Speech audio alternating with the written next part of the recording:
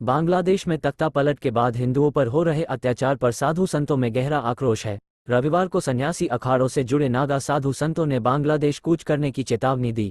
हरिद्वार के जूना अखाड़े में बैठक कर साधु संतों ने कहा कि बांग्लादेश में हिंदुओं पर हो रहे अत्याचार की सारी हदें पार हो गई है। अंतर्राष्ट्रीय संगठनों, मानवाधिकार आयोग और सरकार को इस पर रोक लगाने के लिए आगे आना चाहिए। साधु संतों ने चेतावनी देते हुए कहा कि नागा सन्यासियों को शस्त्र और शास्त्र दोनों का ज्ञान है। जल्द ही सभी अखाड़ों के साधु संत बैठक करेंगे और एकजुट होकर कुंभ मेले से पहले बांग्लादेश कूच करने की रणनीति बनाएंगे। साथ ही कहा कि सभी साधु संत सनातन की रक्षा के विषय पर सरकार के साथ है। सरकार जो कोई भी कठोर निर्णय लेगी, साधु संत पीछे नहीं हटेंगे।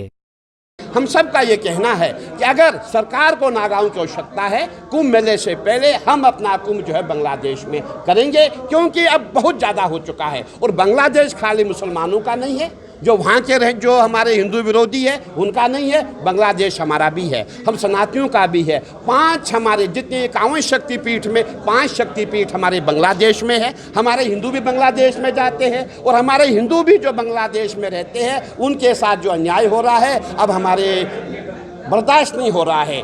नागा हमेशा कूदते आए हैं, लेकिन जब से हमारा जो भारत का जो संविधान बना है तब से नागाओं को जंग में का पार्ट नहीं बनाया गया, उनको जंग में नहीं रखा है। लेकिन अब समय आ गया है, अगर ऐसा होता है तो नागा जंग में कूदेंगे। जो भी हमें कार्य दिया जाएगा हम उसके लिए तैयार है। नागा पीछे नहीं है, नागा के हाथ में शस्त्र भी है और शास्त्र भी है।